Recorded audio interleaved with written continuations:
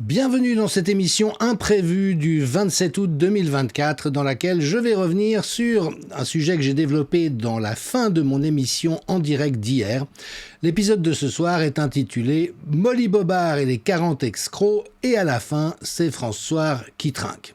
Et il faut effectivement revenir sur cette fameuse étude qui avait annoncé il y a 8 mois qu'il y avait eu au moins 17 000 morts à cause de l'hydroxychloroquine lors de la première vague, rappelant que l'hydroxychloroquine a été prescrite à des dizaines de milliards de reprises à travers les décennies, qu'il n'y a jamais eu aucun signal d'alarme sérieux pour ce médicament qui est un des plus sûrs de la pharmacopée, mais vous savez, tout le travail d'intoxication qui a été fait, notamment avec la publication de sciences frauduleuses, et notamment, après l'épisode du Lancet Gate au mois de mai 2020, se rebolote avec, sortie du chapeau, l'affirmation délirante, nous le verrons, d'une très grande mortalité lors de la première vague du printemps 2020 due à la prescription d'hydroxychloroquine.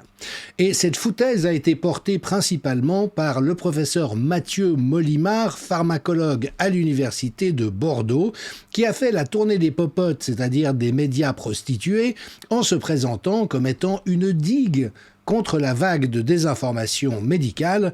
Le problème, évidemment, c'est que c'est lui l'auteur principal de la désinformation médicale. Ce type se situe dans l'inversion accusatoire typique qu'on retrouve dans tous les cercles pétris actuellement de perversité institutionnelle. Et donc il a soutenu cette désinformation à haute dose en disant que la réalité devait être bien au-delà des 17 000 décès attribués à cette malheureuse molécule. Or voilà que la fameuse étude dont il s'est fait le promoteur a finalement été rétractée. Et pourquoi ? Non pas parce qu'il y a eu des maladresses, non pas parce que faire de la science c'est difficile, mais simplement parce que c'est une pure truanderie.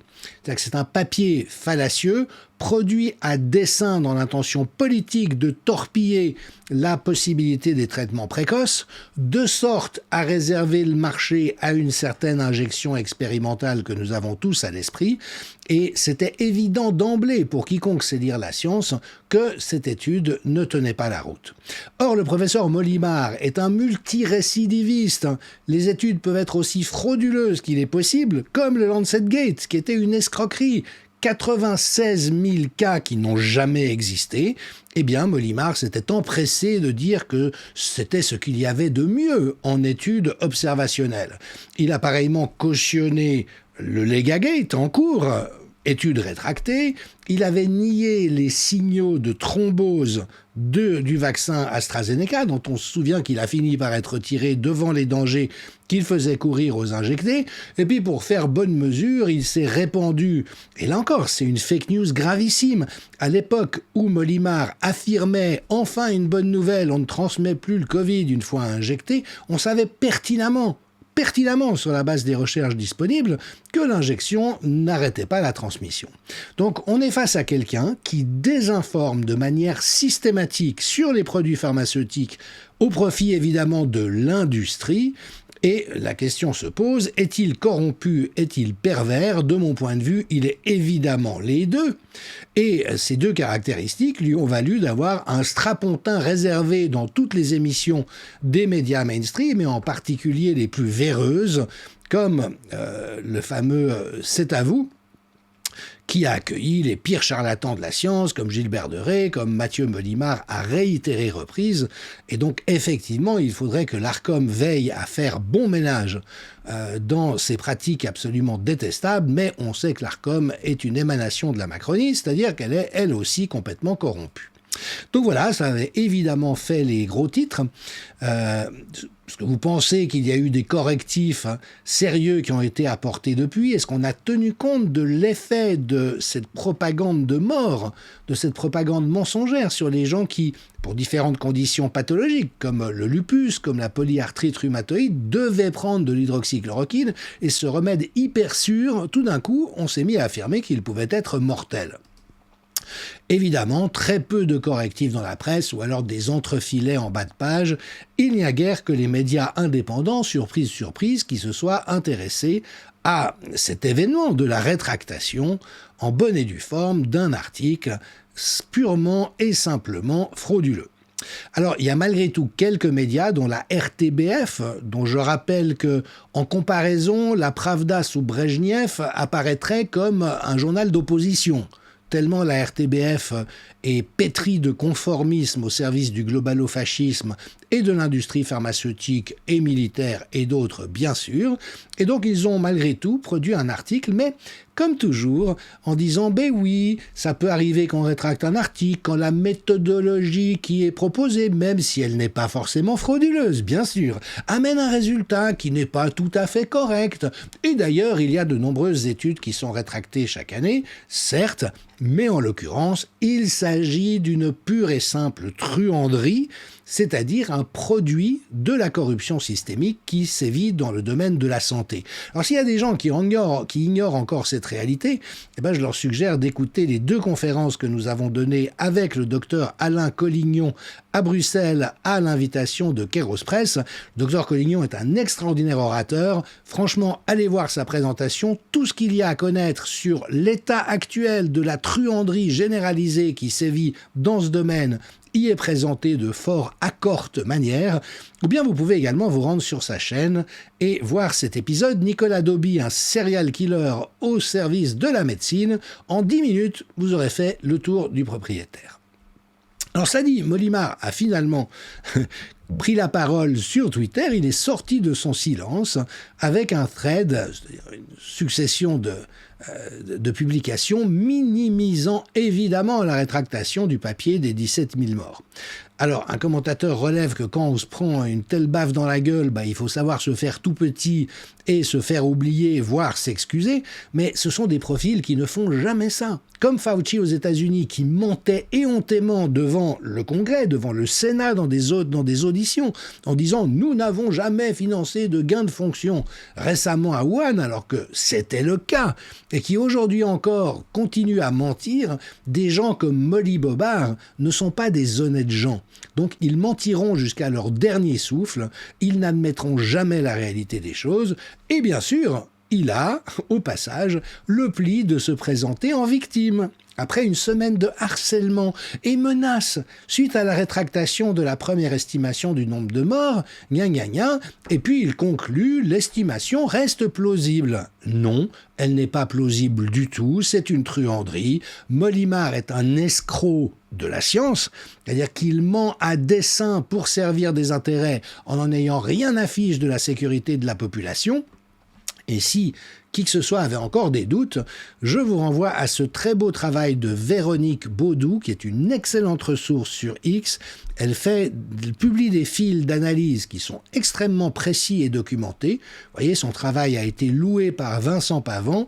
Très beau travail de Véronique Baudou pour montrer à quel point l'étude en question contient des données qui ont été manipulées. C'est une fausse facture. Il s'agit d'un bilan comptable purement imaginaire, et évidemment présenté à dessein pour faire peur autour de l'hydroxychloroquine. Donc n'hésitez pas à vous plonger dans cette démonstration absolument limpide. Et puis Xavier Azalbert, le directeur de la publication de France Soir, relève que les conséquences scientifiques et juridiques de cette rétractation, c'est-à-dire de cette étude frauduleuse publiée qui a dû être tirée, devront être tirées, outre les auteurs qui enseignent et pratiquent dans les universités de Lyon et Bordeaux, ainsi que leur soutien marketing, ils doivent s'expliquer, ainsi que leur acolyte, leur complice Molimar. Les universités de Lyon et Bordeaux ont contribué à enfanter une des plus grandes fraudes scientifiques qui aura duré 8 mois. Les leçons devront bien sûr aussi être apprises sur la lecture critique d'études comme celle-là, afin que les étudiants puissent apprendre à éviter les biais, en l'occurrence les falsifications, que cette étude contenait. Contactés, les différents instituts universitaires ainsi que le ministère n'ont pas encore pris le temps de répondre. Mais ça va beaucoup plus loin. C'est-à-dire que l'université de Bordeaux, suite à cette cacade, a pris la décision de se retirer de X. Vous voyez ? Courage, fuyons. Avec une pure explication de langue de bois académico-politique, cette décision mûrement réfléchie se fonde sur le constat d'une tension devenue insurmontable entre les valeurs de l'université de Bordeaux et le fonctionnement de la plateforme X. En ne luttant pas efficacement contre les contenus illégaux et la désinformation, en contradiction flagrante avec le Digital Services Act de Thierry Breton de l'Union européenne, X laisse prospérer la haine en ligne et les théories du complot. Bon, il y a bien certaines universités qui laissent prospérer la fraude académique. Et je rappelle cette fameuse citation d'un immense statisticien universitaire qui dit qu'aujourd'hui, le monde académique est au savoir ce que la prostitution est à l'amour. Et malheureusement, l'université de Bordeaux l'illustre avec cette décision évidemment calamiteuse. Le professeur Martin Zizi, dont je recommande de le suivre, ancien médecin-chef et épidémiologiste en chef des forces armées belges, lui dit « Mais attendez, pourquoi pas surtout mettre Molimar sous cloche, le dénoncer et dire haut et fort qu'il ne représente pas les valeurs de l'université de Bordeaux ?» en étant systématiquement le porte-parole des fraudes qui vont générer des dommages dans la population. Et il pose la question, est-ce que vous vous pissez dessus à cause du fou à l'Élysée ? Allez-vous rester complice d'une fraude scientifique majeure, volontaire, et qui a tué des pauvres gens ? Les produits disponibles, couplés aux antibiotiques de type macrolide, aurait pu quasi sauver tout le monde si la première ligne médicale avait pu les donner. Non, Bordeaux, 1000 fois non, ceci n'est pas une réponse appropriée. Et il invite tous les Bordelais et les gens de bien à écrire à l'université, à faire péter le mail des administrateurs de l'Uni Bordeaux, de leur rectorat, de leurs relations publiques, de leur marketing. Cette attitude n'est pas OK, elle n'est pas acceptable. Alors en plus, vous voyez jusqu'où va l'ironie et le foutage de gueule. Bon, si vous ne savez pas quoi faire le jeudi 12 septembre, sachez que le CHU de Bordeaux a le plaisir de vous accueillir pour une soirée débat sur les conflits d'intérêts. Pardon, les liens d'intérêts avec, devinez, avec, mais oui, Molimar. Si vous avez des questions. Le Molimar en question qui n'a cessé de nier la réalité des liens qu'il entretient avec l'industrie pharmaceutique, alors que ce mec couche avec les principales pharma. Voilà ce qu'en dit le site officiel de l'Université de Bordeaux. Il a participé à des boards ou intervenu comme consultant pour des laboratoires comme ALK, GSK, Novartis, Merck, Pfizer, Stalergen, etc. Ça a commencé en 1996 et c'est encore en cours. Et ce type a nié cette réalité sur les plateaux alors qu'il est obligé de nommer ses liens d'intérêt. Alors au bon tweet français pose la vraie question, d'après vous, dans un régime totalitaire, est-ce qu'on réduit au silence les médias qui racontent des conneries, c'est-à-dire qui diffusent des fake news, qui sont dans la production et le recyclage d'informations frauduleuses, ou bien les médias qui dérangent parce qu'ils font un travail de vérité. Et là, stupéfaction, le site France Soir vient de perdre son statut de presse en ligne, et, comme le relaye France Info avec l'AFP, notamment en se voyant reprocher de diffuser des fausses informations et de relayer des thèses complotistes. Alors pour les fausses informations, c'est pas du côté de France Soir qu'il faut chercher. L'étude bidon qui a été rétractée, elle a été montée en épingle dans des médias tels Libé, Le Monde, Mediapart, enfin à peu près tout ce que la presse prostituée, publique et privée produit. Par contre, bien sûr, France Soir l'avait brillamment pulvérisée. Et pire que ça, le retrait de l'accréditation de France Soir a été basé, entre autres, sur l'étude frauduleuse qui vient d'être rétractée, avec une note du directeur général de la Santé qui a servi de base pour la décision du ministère. Et donc, il y a littéralement l'exploitation d'une fraude pour enfoncer France Soir et faire croire quelque chose de faux à ce sujet. Alors Vincent Pavant, mathématicien-chercheur des universités, s'indigne à très juste titre en exprimant son soutien à France Soir et à Xavier Azalbert contre cette nouvelle ignominie politique qui pénalise France Soir de façon abjecte en disant « Mais honte à tous ceux de la combine des 17 000 morts, pour moi il est clair qu'il s'agissait d'une commande politique, l'affaire ne fait que commencer, ni oubli ni pardon ». Frédéric Baldan, cet ancien lobbyiste au Parlement européen qui a porté plainte contre Ursula von der Leyen devant un tribunal belge, eh bien, lui relève qu'en droit, lorsqu'un acte administratif repose sur une motivation inadéquate, cela revient à poser un acte arbitraire. Et dans d'autres termes, que utiliser une étude frauduleuse, un faux intellectuel pour justifier la censure de François, c'est de la délinquance. Mais on sait malheureusement qu'aujourd'hui, ce sont les autorités et les services de l'État qui sont dans la délinquance systématique, ce qui évidemment complique beaucoup les choses. Alors, ça ne s'arrête pas. Dès lors qu'il y a un blanc-seing pour dire et faire n'importe quoi, par exemple, dans l'article de l'agence France-Presse qui rapporte les raisons de la perte du statut de service de presse en ligne de François, eh bien on trouve un nombre très important d'inexactitudes et de fausses informations. C'est une presse mensongère qui produit des contenus mensongers. France Info, qui là encore fait passer la Pravda pour un journal de vacances, a osé publier un article de journal populaire à outils de désinformation, la lente déchéance de François, titre historique de la presse française. Donc en fait, François est le seul titre à ne pas avoir sombré dans l'ignominie et la déchéance. Alors France Info en question, évidemment, avait à l'époque publié un article disant à quel point l'étude du Lancet, donc cette pure escroquerie, était très bonne. Ça, c'est de l'info, bravo. Et le Paris-Est s'est fendu d'une appréciation que je ne puis m'empêcher de répercuter ici, en soulignant que France Info, qui invoque la déchéance de François, c'est un peu comme si un Roquefort en état de putréfaction accusait un parfum Chanel de puer de la gueule. Enfin, voilà où on en est aujourd'hui. Alors heureusement, bien sûr, François va se pourvoir en cassation. C'est une atteinte manifeste à la liberté d'expression, mais pire encore, une mesure de rétorsion face à un média qui a effectivement informé, contrairement à tous les autres, au cours de la crise du Covid et les différentes crises qui se sont succédées. Et donc, Maître Diane Prota plaidera la cause devant le Conseil d'État, mais on sait à quel point lui-même est sinistré dans son éthique et le respect élémentaire de sa mission envers la collectivité.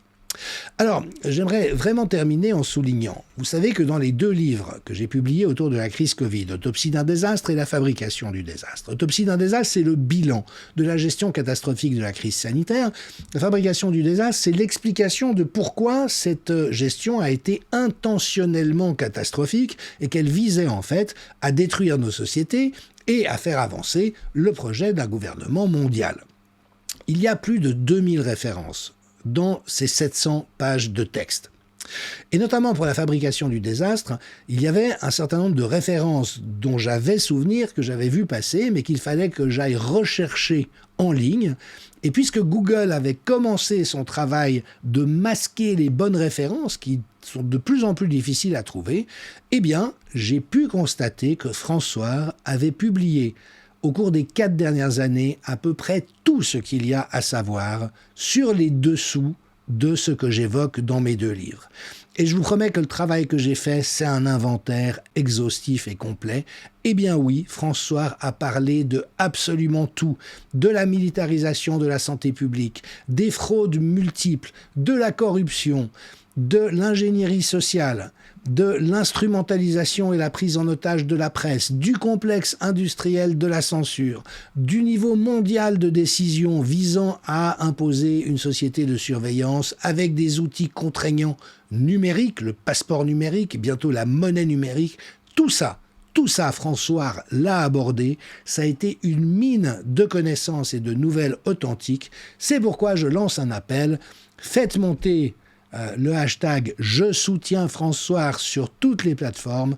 Il faut absolument que nous nous mobilisions parce que la manière dont le gouvernement est en train de porter atteinte à la liberté d'expression et d'éliminer toute contestation est proprement scandaleux et très préoccupant et nous avons à nous mobiliser par rapport à ça.